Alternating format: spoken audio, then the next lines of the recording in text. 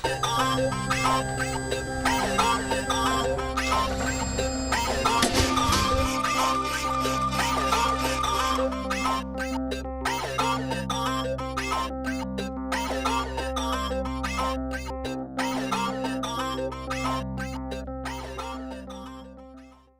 everybody and welcome to our today's webinar about exosome analysis using a multiplex bead-based flow cytometry assay.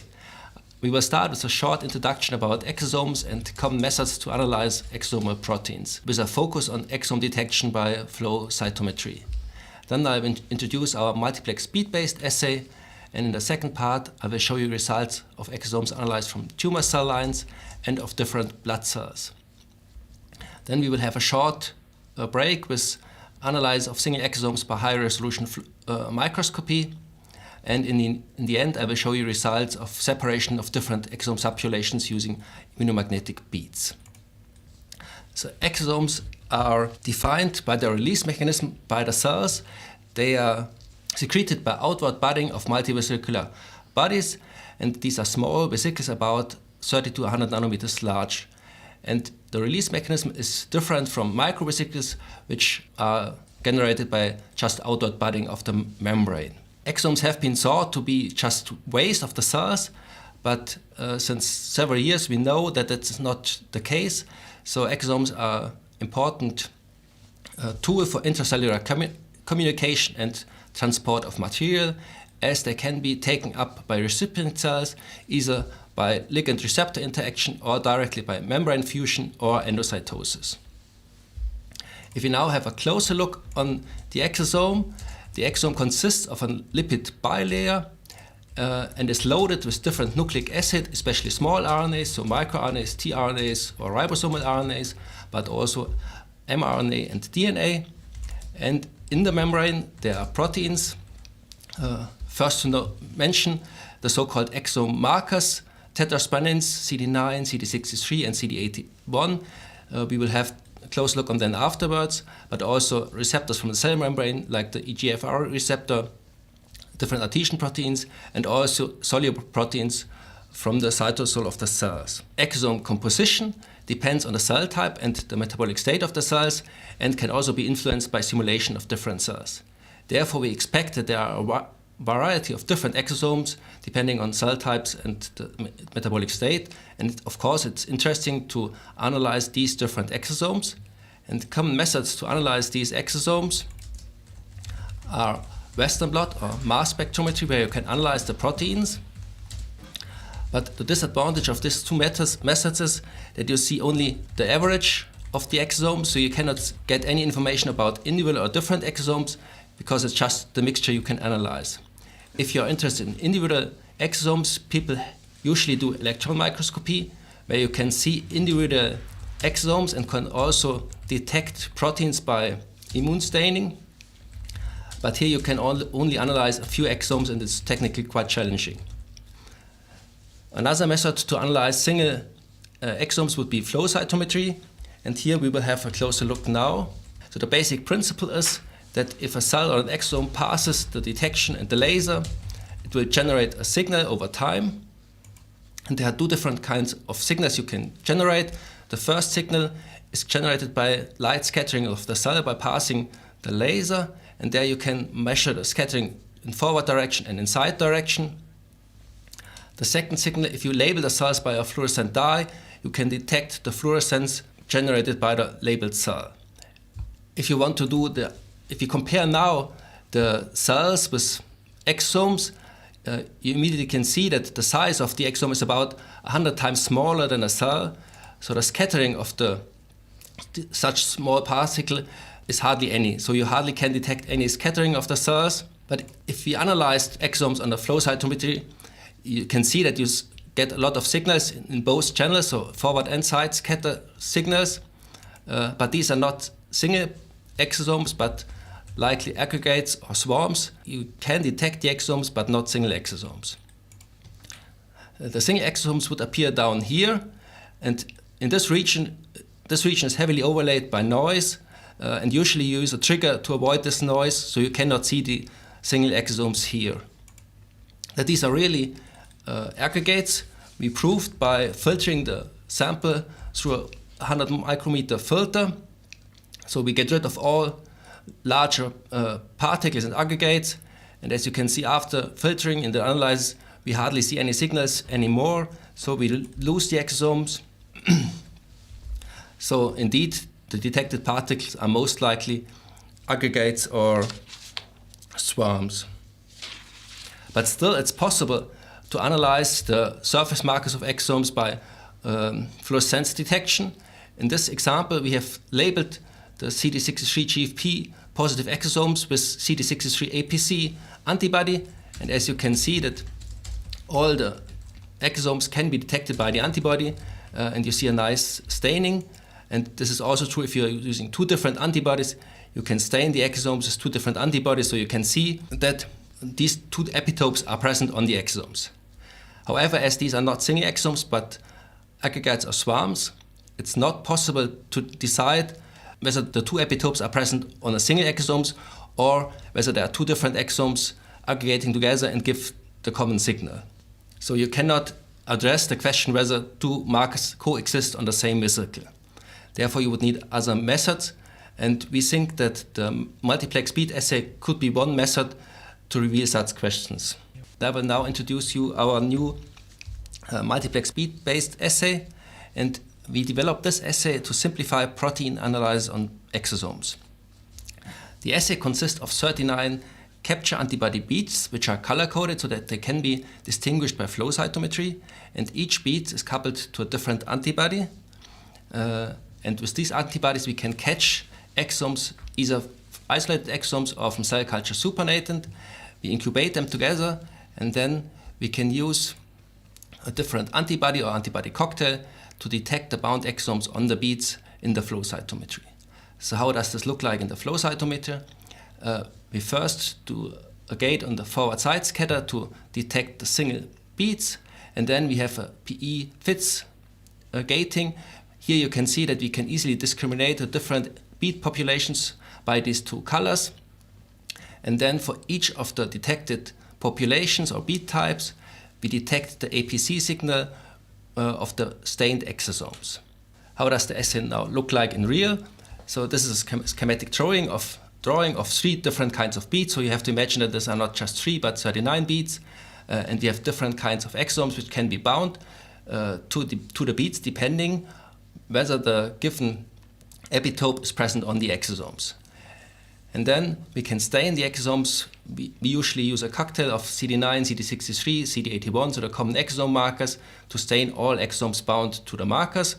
And then we get a signal, and this signal can then be shown in a bar chart, so the signal intensity for each bead type. And in this case, you see that we get a signal for CD9 and for the CD63 bead, but no signal for the CD14 beads. So the exosomes comprise CD9 and CD63 on their surface, but no CD14.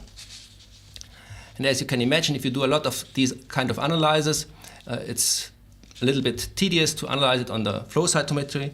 And as our PhD student Nina had to do a lot of such analyses, we developed express mode for her, which allows an automated analysis. And this is shown in the next slide. So here you can see that the Max Quant flow cytometer automatically recognizes the 39 different bead populations, so it sets all the gates. And in the second page, it shows the gating and the results already summed in a table. So you get all the signal intensities calculated, and you can export the results for example, into Excel to generate the bar charts. We now come to the details of the assay. So we have selected 39 different antibodies, for example, the exosome marker CD9, CD63 and CD81, and also different markers known from different kinds of blood cells, but also some cancer markers. And we have 2 negative controls, meaning isotype antibodies, to estimate non-specific binding. Now, after introducing the platform, I would like to show you some results. And in the first experiment, we were interested in melanoma cells and their exosomes, and compared this to colon cancer cells. So we cultured the cells in the cell culture dish, harvested the cells, and then centrifuged it, took the supernatant and mixed it with our Multiplex beads. and with the staining antibodies, put it in the flow cytometer and analyze the results, and then we get the signal intensity for the beads. And we did the same with the colon cancer cells, so we could compare these two different kind of exosomes. And the results looks like this. On the x-axis, you see the different kind of bead types we have been using, and on the y-axis you see the median signal intensity we got for these markers. And on the left-hand side, you see these are the common exosome markers, so they have been present on all different kinds we analyzed. So we analyzed 3 different melanoma cell lines from primary melanoma and 1 colon cancer cell line for comparison. If you have a closer look, you can see that for MCSP, we only get signals for the 3 melanoma cell lines, but no signal for the colon cancer, so this is a melanoma marker. On the other hand, for CD326 EpCAM, which is not present on melanoma, and you could not detect it on the exomes as well, but you get a nice signal for the colon cancer, so we have now 2 markers which would allow to discriminate melanoma from colorectal exosomes according to these 2 markers. So I hope this has shown you the potential and how this analysis works. Now we are coming to a more complex example. We were interested in exosomes in plasma, and to know which kind of exosomes could be there, we isolated different cell types from blood, from healthy volunteers by MAX technology, and then cultivated different cell types in culture, and again took the supernatant, but in this case we isolated the exosomes by ultracentrifugation and then incubated the isolated exosomes together with the Multiplex beads and again stained them and analyzed them by flow cytometry, and we got an exome surface marker profile for each of the investigated cell types. And this is shown in the next slide. This is a little bit crowdy. Again, on the x-axis you see the different bead types. On the y-axis we are now using normalized signal intensities because the signal intensity have been slightly different for the different cell types because we are using different amounts of exosomes. And we were using the mean of the exosome markers CD9, CD63 and CD81 and set this mean to 100 to have comparable signal intensity to be able to show all the different markers. And as you would expect, we got signals for all the common exosome markers, so we had indeed exosomes. And if you are now looking on the different cell types, you see that, for example, CD2, CD8, CD80 and CD86 shows up for the T cell exosomes and NK cell exosomes. Then we have common markers which have been known for platelets, and indeed we found these platelet markers also in the platelet exosomes. In this case, we find these markers in nearly all cell preparations because they have been contaminated with little amounts of platelets. CD14 has been detected on monocyte exosome, as you would expect. For B cells, we could detect CD20, and for modices, CD1C, CD11C, and CD13. And of course, we have also some markers which are detected not on a single cell type, but on several cell types like CD40 and CD86, which have been detected on B cells and modices. So we could detect markers which would allow to pinpoint exosomes found in the plasma to the original cell type.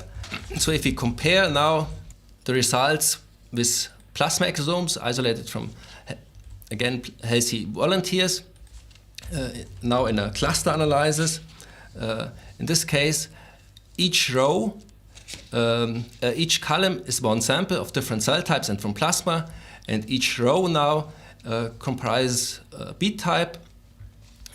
And as you can see, the plasma signal is dominated by platelet exosomes, as you would expect, but you could also detect markers for T cells and NK cells, and for B cells or dendritic cells. So this data demonstrates that you can pinpoint exosomes from plasma to the different cell types, and that the plasma comprises mainly exosomes from platelets, but also from immune cells like T and NK cells, B cells, and dendritic cells. We had a closer look on the exosomes markers and were quite surprised that we find no CD9 on NK cell exosomes and hardly any CD81 on platelet exosomes. So these appear to be not general exosome markers, but they seem to be distributed differently on different exosomes. But we realized that this might be a nice chance to investigate different subpopulations of exosomes. So what would happen if we would mix these two exosomes? Can we then discriminate the two populations in our analysis? So in this case, we used NK cell exosomes, which are CD81 positive, and platelet exosomes, which are CD81 negative but CD9 positive, and mix them together. If you would analyze these two populations by Western blot, as long as they are separated, you can easily see that the NK cells are indeed CD9 negative and the platelet are indeed CD81 negative. But of course, in the mixture, there's no indication that there are different kinds of exosomes in this mixture. So you just see that all markers are present, but you cannot see that these are two different kinds of exosomes. So how does this look like if we analyze the exosome mixture on the Multiplex platform? Now we are not using the staining cocktail, but single antibodies to be able to discriminate the two different subpopulations. So of course, as we have CD9 and CD81 positive exosomes, we bind exosomes to the respective beads, and if we now stain with the CD9 APC antibody, we only get a signal for the CD9. We only expect a signal for the CD9 beads and no signal for the CD81 bead. And if we stain with CD81, it's the other way around. We expect just a signal for the CD81 beads, but no signal on the CD9 beads. In contrast, for the CD63 beads, there both kinds of exosomes should bind, so there we should get a signal for both kinds of stainings. So this is the expectation, and now I show you the real results. So on the x-axis you see the different capture beads, on the y-axis the detection antibodies we used, and on the z-axis the APC signal intensities. If we now first look on the cocktail staining, you see that we get a signal for all three kinds of beads. So we get exosomes bound to all beads as you would expect. But if we now look on the CD9 beads and the staining with CD81, we hardly see any signal. So there have been exosome captured on the anti-CD9 beads, but they are not stained with CD81 antibody. And the same is true for the CD81 antibody beads. Exosomes are captured there, but you don't get signal if you stain with CD9. So this means that we indeed could detect that in our sample, in a mixture, we have CD81 positive exosomes, which are CD9 negative, and CD9 positive exosomes, which are CD81 negative. So we could indeed discriminate the NK cell and the platelet exosomes in this kind of assay. If we now look on the CD63 beads, you see, as we would expect, that we get signal for all the different staining antibodies. So we would assume that we have double positive exosomes for CD63 and CD9 and CD63 and CD81. But the question arises, are these real double positive exosomes, or do we again analyze just aggregates? And this is quite a tricky question. And of course, you cannot prove this by the same assay. So we are looking for a different method to prove this, and came up by a method called high resolution fluorescence microscopy. So the principle of the assay is shown here. We were using a glass slide coated with CD63 antibody to catch the exosomes, and then we are using different labeled antibodies to stain the exosomes. And if the two markers would be present on the same exosome, they should be green and red at the same time, so it should appear yellow. Of course, to prove that these are really single exosome, you need a sufficient resolution in the microscopy, and this is shown in the next slide. Here we compared confocal microscopy with the high resolution STAT microscopy, and as you can see in the first picture. In the confocal microscopy, you see just one large blot. And if you improve the resolution by that, then you see that these are 3 separated exosomes. So we can discriminate this. And this is also shown in the second example. Here we did a line scan where you could better see that we see 2 different signals in red for the higher resolution microscopy, but only one large spot in the confocal microscopy. So with the improved resolution, we could easily separate 2 different exosomes and show that that's not just a single event.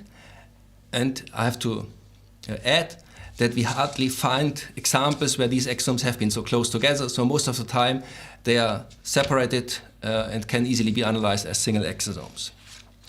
So now we are coming back to the question, could we detect double positives, and are these indeed double positive exosomes? And for this we were using monocyte exosomes and stained them again with CD9 and CD81. And from the Multiplex assay we would expect that monocytes exosomes, at least some of them, are positive for both markers, and this could be proved by high resolution microscopy as shown here. We find some exosomes appearing in yellow, so having a staining for both markers. In total we find 17 to 27% of double positive spots on 3 analyzed image sections. And as a control we are using again the mixture of the NK cell and platelet exosomes. And here, as you would expect, we didn't find any double positive spots. So this proves that we can discriminate single from double positive exosomes, and that the double positive exosomes are real single exosomes comprising both of the markers. So this is nice that we now are able to find different subpopulations of exosomes. But of course, for downstream analysis, it would be nice to be able to separate these exosomes. And therefore, we tried our MAX technology, and we're using specific antibodies to label an exosome subpopulation, and then we can separate this subpopulation on a magnetic column from the other exosomes and enrich the exosomes of interest or the exosome subpopulation of interest. And as a proof of principle, we again used our NK and platelet exosomes, so you know this example now very well. We have seen this Western blot before, and now we used this sample and isolated them by CD63, and as both types of exosomes are positive for CD63, we get signals for CD81 and CD9. If we now, so we isolate basically the mixture, but if we now use CD9 beads, we only see a signal for CD9 but not on CD81, so we can separate the platelet exosomes from the remaining NK cell exosomes, and the other way around.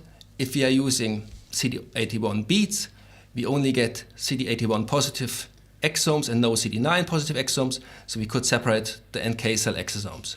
So it's indeed possible to separate 2 subpopulations of a mixture of exosomes. Of course, this is just an artificial example, so we were looking for another example of a real sample, which would be more interesting and more challenging. And we came up with an example of primary B-cell exosomes. Again, we analyzed the exosomes on the Multiplex platform and used different B-cell markers for specific staining to stain for the B-cells. So again, on the x-axis, the different bead types, on the y-axis, the different staining antibodies, and on the z-axis, the signal intensities. And if you have a closer look, you can see that for the anti-CD42 beads, we only get a signal with this cocktail staining. And as we know, this is a platelet marker, we assumed that this signal is due to contaminating platelet exosomes, and we don't get any signal for a B-cell specific staining. So it's pretty clear that these are not B-cell exosomes, but contaminating platelet exosomes. But we realized that we get the same pattern on the CD9 beads. Again, only a signal for the staining with the cocktail, but no staining with the B-cell specific antibodies. So we assumed that CD9 is likely not present on the B-cell exosomes, but also due to the contaminating platelet exosomes. And to prove this, we decided to separate the two populations, and again we are using our microbeads, in this case CD61 microbeads, which are specific for the CD61 platelet marker. And this is how the original B-cell exosome preparation looks like. So we get signals for all exosome markers, we get signals for the platelet markers, and we got signals for the B-cell markers. If we now take the CD61 enriched fraction, so the eluate of the beads, you can see that all the platelet markers show up, and we could clearly decrease the B-cell markers. And if we now look for the flow through, so the CD61 depleted fraction, we clearly could deplete all the platelet signals, and the B-cell signal is comparable to the original fraction.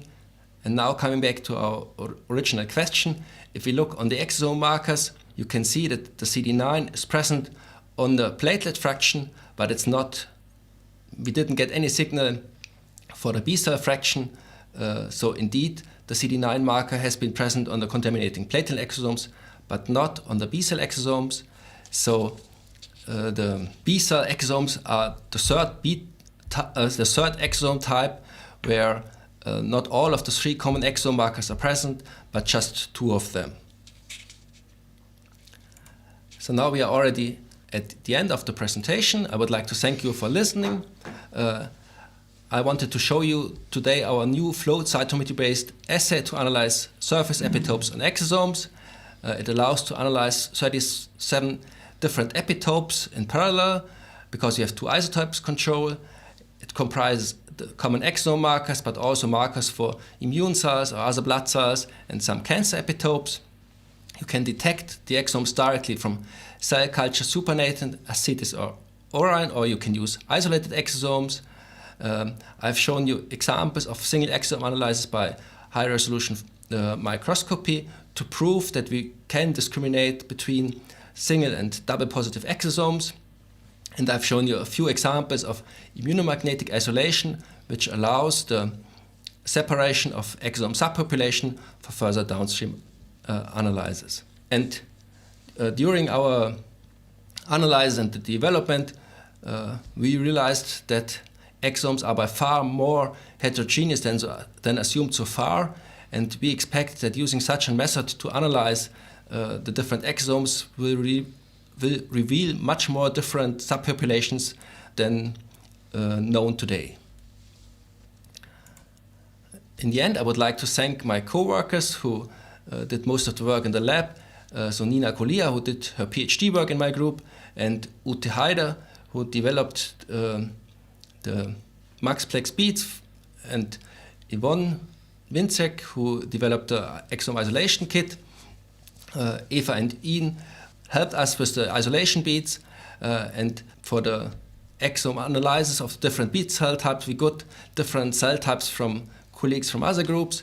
And my special thanks to Astrid Schaus, Christian Jüngst and Nikolai Klatt from the CCAT in Cologne for a nice cooperation on the high resolution flow cytometry. And of course, thank you for listening.